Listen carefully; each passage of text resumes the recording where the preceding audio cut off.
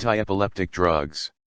Epilepsy, or epilepsies, since markedly different clinical entities exist, is a common neurological abnormality affecting about 1% of the human population. Epilepsy is a chronic, usually lifelong disorder characterized by recurrent seizures or convulsions and usually, episodes of unconsciousness and/or amnesia. Table 1 illustrates the major types of epileptic seizures. Patients often exhibit more than one type. In most instances, the cause of the seizure disorder is not known, idiopathic epilepsy, although trauma during birth is suspected of being one cause. Head trauma, meningitis, childhood fevers, brain tumors, and degenerative diseases of the cerebral circulation are conditions often associated with the appearance of recurrent seizures that may require treatment with anticonvulsant drugs. Seizures also may be a toxic manifestation of the action of central nervous system, CNS, stimulants and certain other drugs. Seizures often occur in hyperthermia. Febrile seizures are very common in infants, sometimes in eclampsia, uremia, hypoglycemia, or pyridoxine deficiency, and frequently as a part of the abstinence syndrome of individuals physically dependent on CNS depressants. The therapeutic goal in epilepsy treatment is complete seizure control without excessive side effects. The prognosis depends in part upon the type of seizure disorder, but overall, only about 40 to 60% of patients become totally seizure-free with available drugs. These agents are chemically and pharmacologically diverse, having in common only their ability to inhibit seizure activity without impairing consciousness. The choice of drug or drugs used depends on seizure classification, since a particular drug may be more or less specific for a particular type of seizure. Patients having a mixture of seizure types present particular therapeutic difficulties. It is not always clear when to treat with one drug, monotherapy, or more than one drug, polytherapy, in a particular patient. Approximately 25% of patients given a single anticonvulsive agent do not achieve successful seizure control because of an unacceptable level of side effects. Therefore, two or more drugs may be combined in an attempt to provide better seizure control. Convulsive disorders often begin in childhood, and drug therapy must be continued for decades, therefore, any adverse reaction is especially significant. A knowledge of interactions between anticonvulsants and other drugs is necessary, since the patient usually must continue anticonvulsant medication regardless of the need for other drugs. Since it may be dangerous to withdraw anticonvulsant medication from a pregnant woman with epilepsy, the teratogenic potential of anticonvulsant drugs also is a consideration in the treatment of women of childbearing age. Treatment for convulsive disorders. The first effective treatment of seizure disorders was the serendipitous finding in 1857 that potassium bromide could control seizures in some patients. Even though side effects were troublesome, the bromides were widely used for many years. Phenobarbital was introduced as a treatment for epilepsy in 1912 and was immediately shown to be markedly superior to bromides. While other barbiturates were synthesized and used, none were shown to be superior to phenobarbital, and the latter compound is still used. A chemically related non-barbiturate, phenytoin, was discovered about 20 years later and also remains a valuable drug today. Approaches being used for the identification of new anticonvulsant drugs include the search for agents that block specific cationic channels in neuronal membranes, agents that enhance the activity of the inhibitory neurotransmitter 9-aminobutyric acid, GABA, and agents that are capable of inhibiting the activity of the excitatory neurotransmitters glutamic and aspartic acids. Mechanism of action. In epilepsy, certain neurons and/or groups of neurons become hyperexcitable and begin firing bursts of action potentials that propagate in a synchronous manner to other brain structures, and in the case of generalized seizures, to practically all areas of the brain. These may be the result of abnormalities in neuronal membrane stability or in the connections among neurons. It is known that the epileptic bursts consist of sodium-dependent action potentials and a calcium-dependent depolarizing potential. Recent drug development studies have centered on the capacity of known antiepileptic drugs, AEDs, to interact with ion channels, and it is now established that several agents appear to be exerting their effects primarily by inhibiting ion channels. Modulation of neuronal sodium channels decreases cellular excitability and the propagation of nerve impulses. Inhibition of sodium channels appears to be a major component of the mechanism of action of several anticonvulsant drugs. Much interest is also centered on the role of calcium channels in neuronal activity, since the depolarization associated with burst firing is mediated by the activation of calcium channels. At therapeutically relevant concentrations, the antiabstinence drug ethosuximide appears to exert its effect by inhibiting the T-type calcium channels. A portion of valproic acid's activity may also be attributable to this effect. Disinhibition may play an important role in the generation of epileptic seizures, since a reduction of GABAergic inhibition is necessary to produce the synchronous burst discharges in groups of cells. Compounds that antagonize the activity of GABA, pyridoxine, penicillin C, bicucoline, are CNS convulsants, while agents that facilitate GABA's inhibition have anticonvulsant activity. Several anticonvulsant drugs act to facilitate the actions of GABA. Excitatory neurotransmitters also may be involved in the appearance of epilepsy, since the bursting activity typically seen during epileptic discharges may be due in part to the action of glutamate acting on N-methyl-D-aspartate, NMDA, receptor channels to produce depolarization. It is likely that a major part of the anticonvulsant activity of felbamate involves blockade of the NMDA receptor. Table 32.2 summarizes the most likely mechanism of action associated with available anticonvulsant drugs. Clinically useful drugs.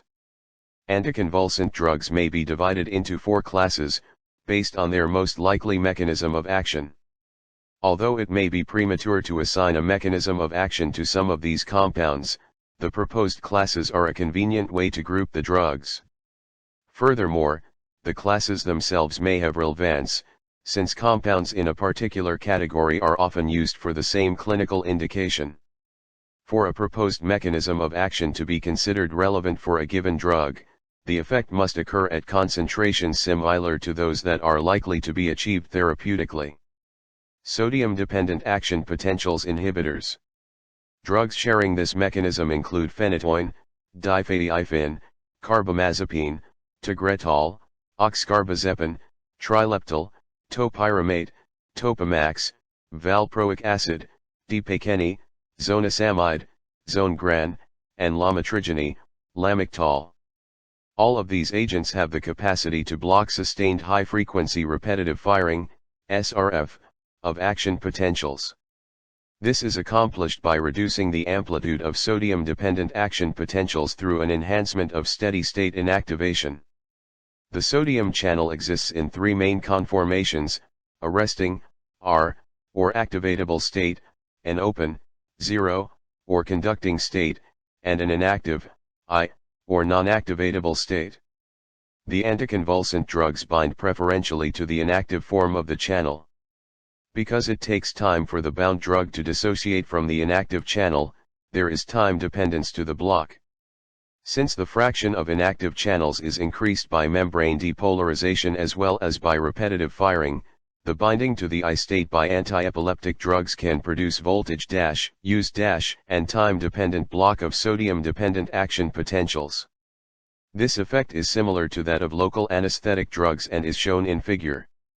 These agents are discussed together because their pharmacological properties, clinical indications for the treatment of epilepsy, and presumed mechanisms of pharmacokinetic properties, their adverse reactions, and their interactions with other drugs.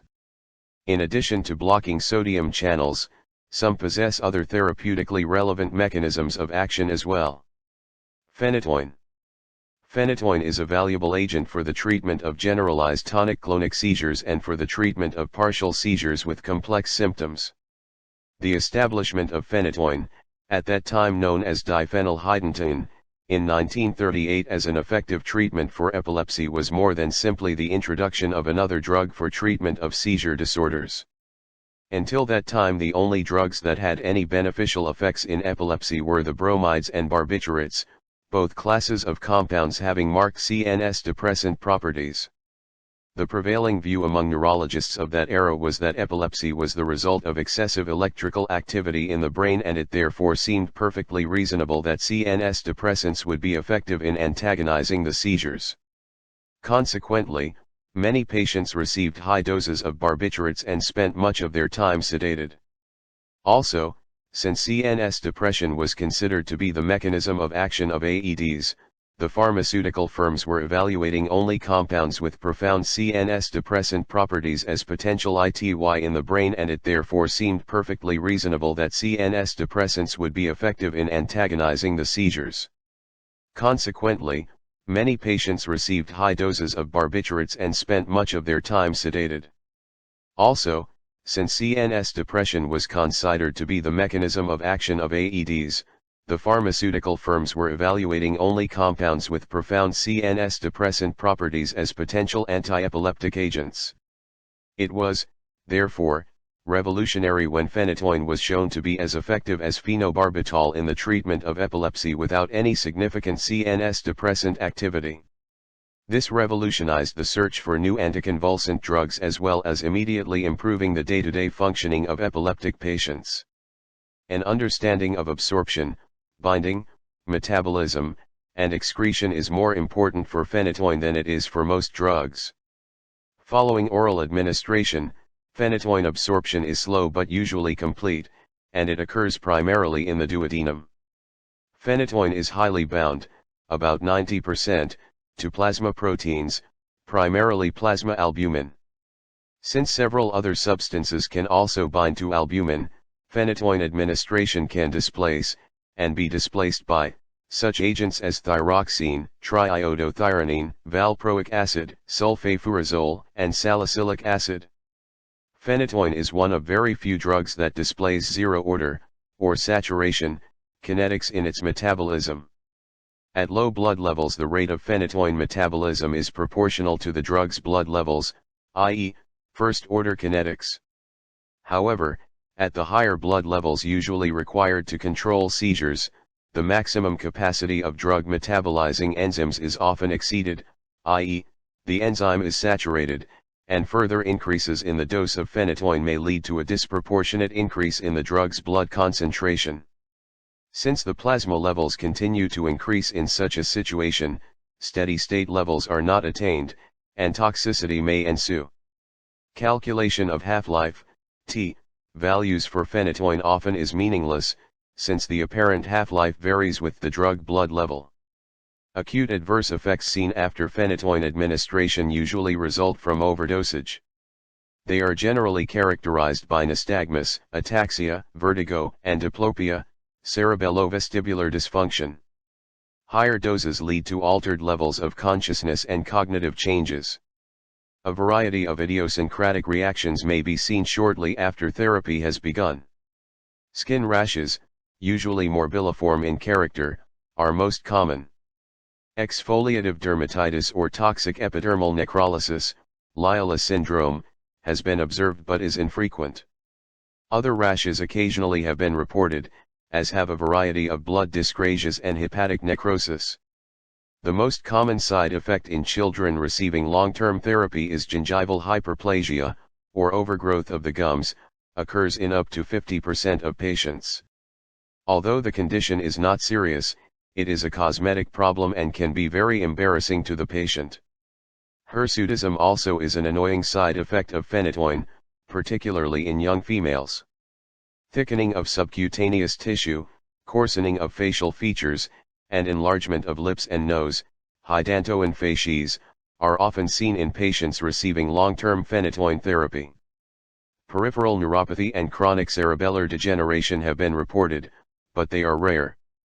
There is evidence that phenytoin is teratogenic in humans, but the mechanism is not clear. However, it is known that phenytoin can produce a folate deficiency, and folate deficiency is associated with teratogenesis. Only a few well-documented drug combinations with phenytoin may necessitate dosage adjustment.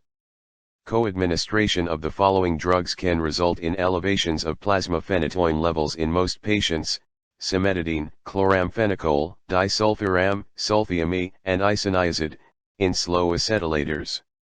Phenytoin often causes a decline in plasma carbamazepine levels if these two drugs are given concomitantly.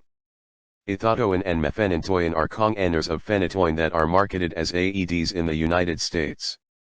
They are not widely used. Carbamazepine. Carbamazepine has become a major drug in the treatment of seizure disorders. It has high efficacy, is well tolerated by most patients, and exhibits fewer long-term side effects than other drugs. Oral absorption of carbamazepine is quite slow and often erratic. Its half-life is reported to vary from 12 to 60 hours in humans. The development of blood level assays has markedly improved the success of therapy with this drug, since serum concentration is only partially dose-related. Carbamazepine is metabolized in the liver, and there is evidence that its continued administration leads to hepatic enzyme induction. Carbamazepine 10,11 epoxide is a pharmacologically active metabolite with significant anticonvulsant effects of its own. Carbamazepine very effective agent for treatment of partial seizures and generalized tonic-clonic seizures. Its use is contraindicated in absence epilepsy. Carbamazepine is also useful in the treatment of trigeminal neuralgia and is an effective agent for the treatment of bipolar disorders. Like most of the agents that block sodium channels, side effects associated with carbamazepine administration involve the central nervous system, CNS. Drowsiness is the most common side effect, followed by nausea, headache, dizziness, incoordination, vertigo, and diplopia. These effects occur particularly when the drug is first taken, but tolerance often develops over a few weeks. There appears to be little risk of cognitive impairment with carbamazepine. Carbamazepine causes a variety of rashes and other allergic reactions including fever, hepatosplenomegaly, and lymphadenopathy, but the incidence of serious hypersensitivity reactions is rare. Systemic lupus erythematosus can occur, but discontinuation of the drug leads to eventual disappearance of the symptoms. Idiosyncratic hematological reactions to carbamazepine may occur, but serious blood dyscrasias are rare. Carbamazepine has been shown to exacerbate or precipitate seizures in some patients, particularly those exhibiting generalized atypical absences. While the number of side effects may be fairly large, most are not serious and can be managed. Severe adverse reactions occur less commonly than with phenytoin and similar drugs. The overall incidence of toxicity seems to be fairly low at usual therapeutic doses. Most of the drug interactions with carbamazepine are related to its effects on microsomal drug metabolism. Carbamazepine can induce its own metabolism, autoinduction, after prolonged administration, decreasing its clearance rate, half-life, and serum concentrations. The possibility of autoinduction requires the clinician to re-evaluate the patient's blood levels after a month of carbamazepine therapy. The autoinduction phenomenon is over in about a month. Carbamazepine also can induce the enzymes that metabolize other anticonvulsant drugs, including phenytoin, primidone, phenobarbital, valproic acid, clonazepam, and ethosuximide, and metabolism of other drugs the patient may be taking. Similarly, other drugs may induce metabolism of carbamazepine. The end result is the same as for autoinduction, and the dose of carbamazepine must be readjusted. A common drug-drug interaction is between carbamazepine and the macrolide antibiotics erythromycin and troleandomycin. After a few days of antibiotic therapy, symptoms of carbamazepine toxicity develop.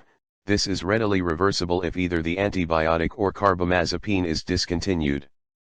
Cimetidine, propoxyphene, and isoniazid also have been reported to inhibit metabolism of carbamazepine.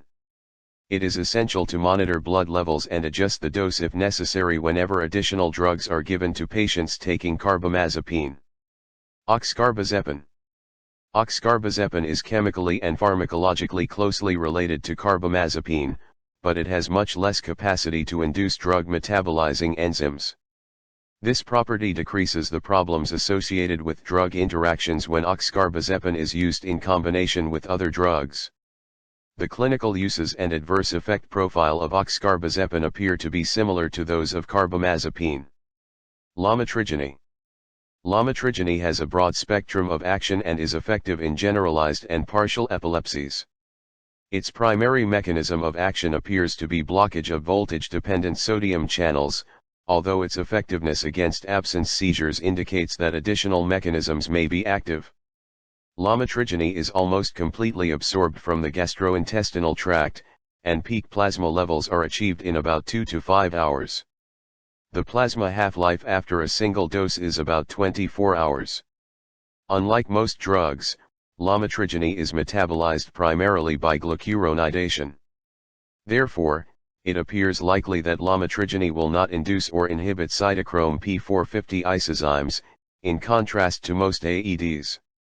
Severe skin rashes appear to be the major concern with lamotrigine use.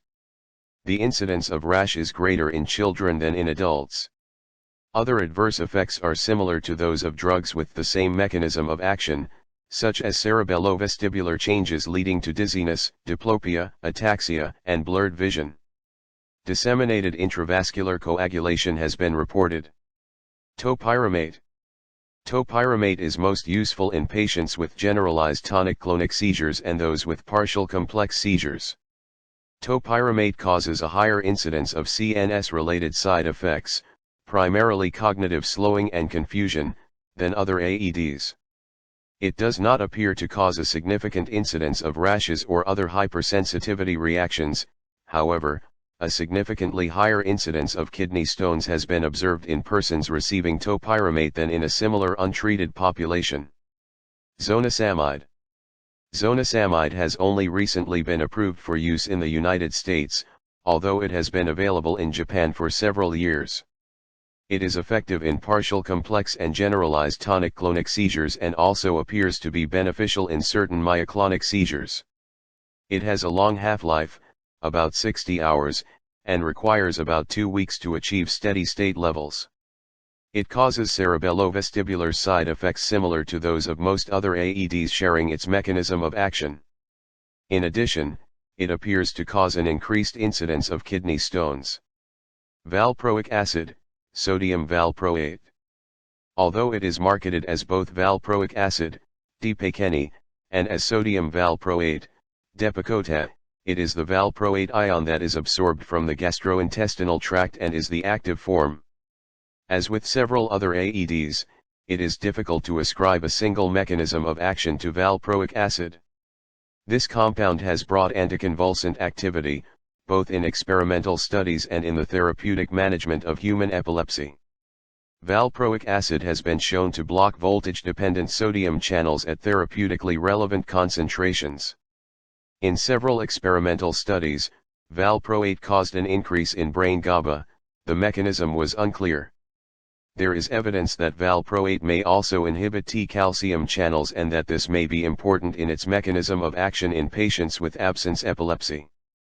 Valproic acid is well absorbed from the gastrointestinal tract and is highly bound, -90%, to plasma protein, and most of the compound is therefore retained within the vascular compartment. Valproate rapidly enters the brain from the circulation. The subsequent decline in brain concentration parallels that in plasma, indicating equilibration between brain and capillary blood. A large number of metabolites have been identified, but it is not known whether they play a role in the anticonvulsant effect of the parent drug. Valproic acid inhibits the metabolism of several drugs, including phenobarbital, primidone, carbamazepine, and phenytoin, leading to an increased blood level of these compounds.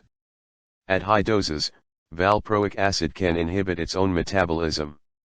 It can also displace phenytoin from binding sites on plasma proteins, with a resultant increase in unbound phenytoin and increased phenytoin toxicity. In this instance, the dosage of phenytoin should be adjusted as required. These examples reinforce the need to determine serum anticonvulsant levels in epileptic patients when polytherapy is employed. Valproic acid has become a major AED against several seizure types. It is highly effective against absence seizures and myoclonic seizures. In addition, valproic acid can be used either alone or in combination with other drugs for the treatment of generalized tonic-clonic epilepsy and for partial seizures with complex symptoms. The most serious adverse effect associated with valproic acid is fatal hepatic failure.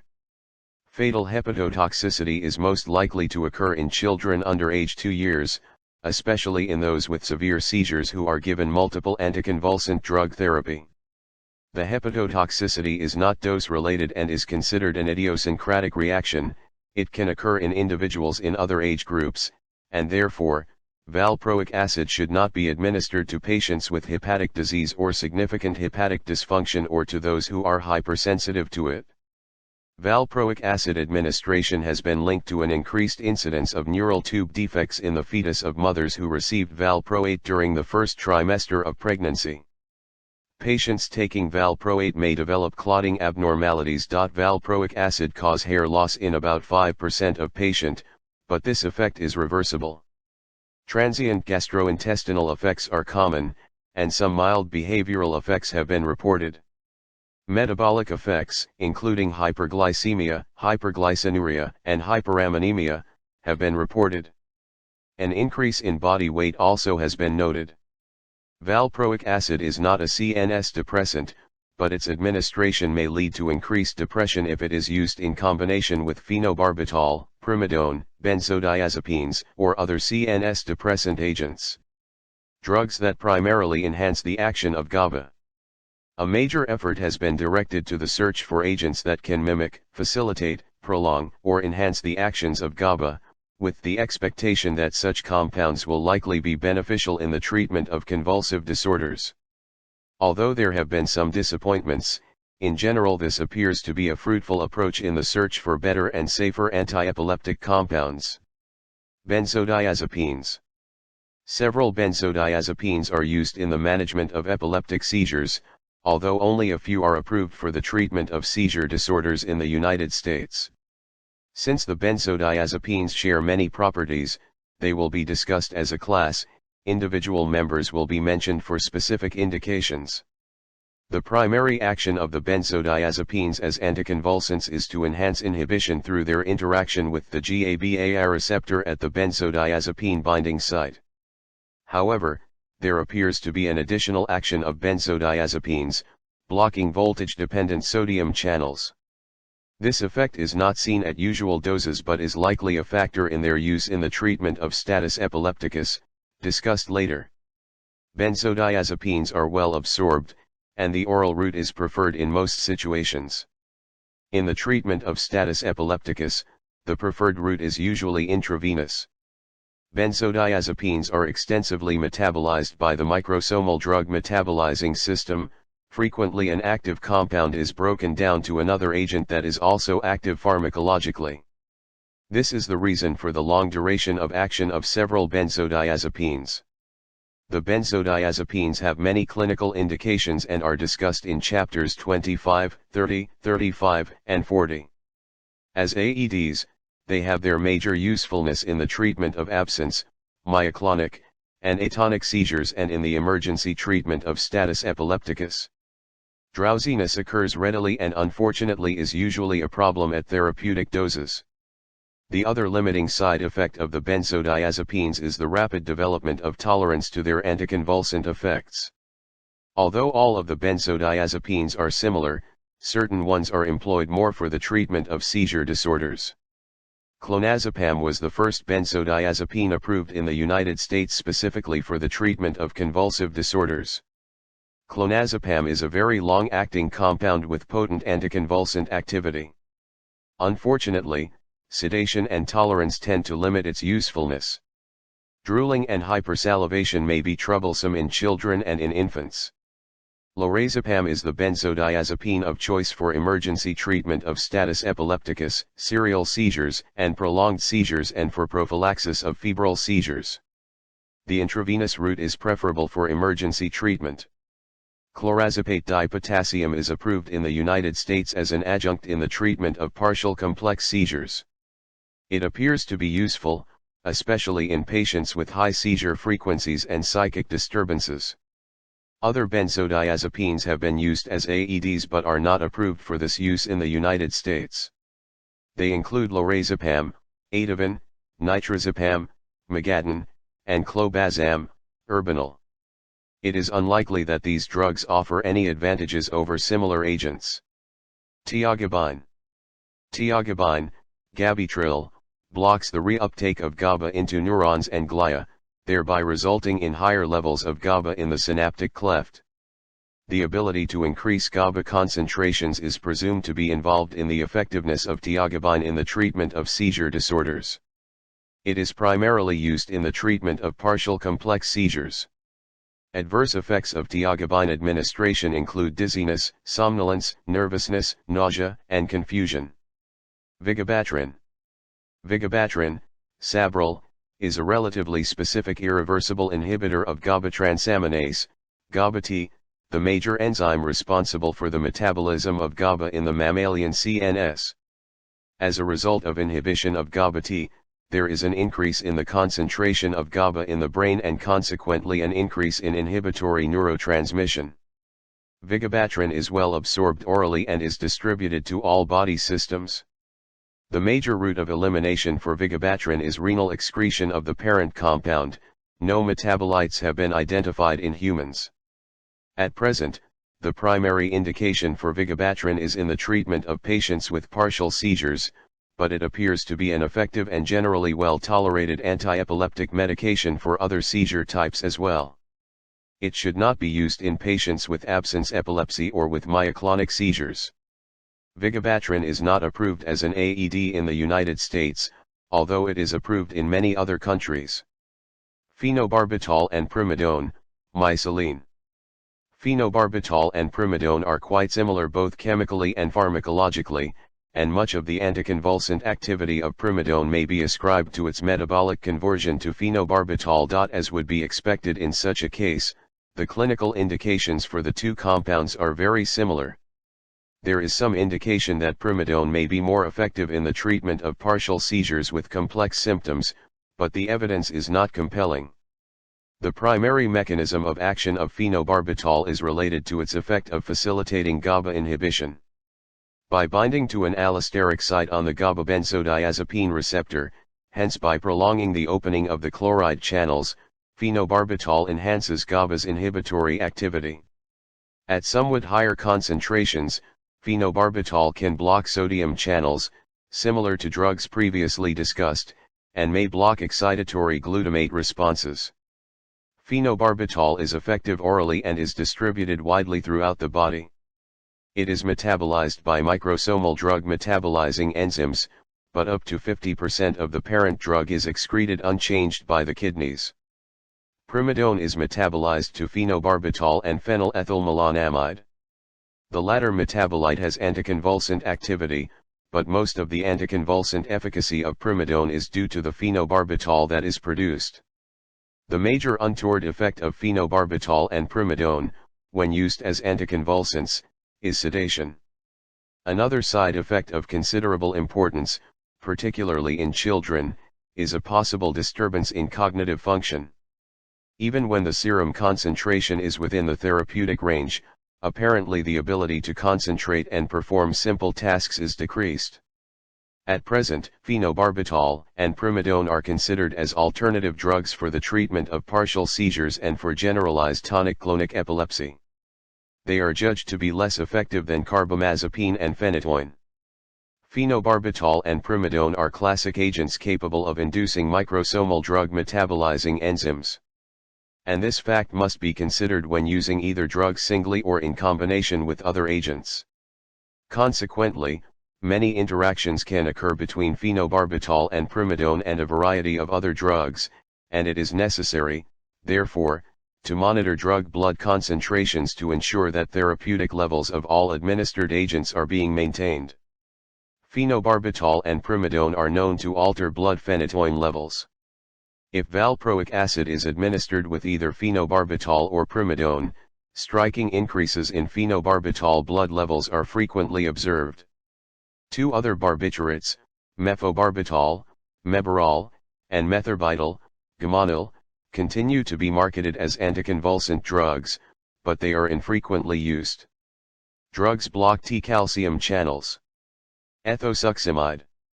It is now generally accepted that the specific anti-epileptic action of ethosuximide, and the older agent trimethadione, no longer employed, against absence epilepsy is its ability to reduce the low-threshold calcium current, LTCC, or T, transient, current.